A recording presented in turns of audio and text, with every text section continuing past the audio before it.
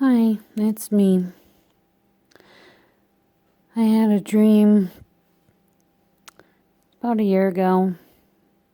It's about around a year ago about floods.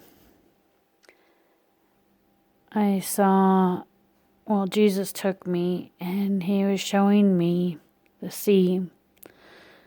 And I was like, will it be this tall, the sea?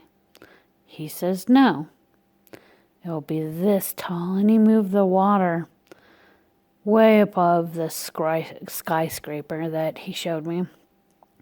It was so big. The water was so deep. I think that would be really scary.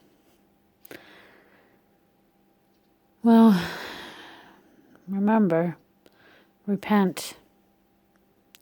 Love the Lord. Ask Him into your life.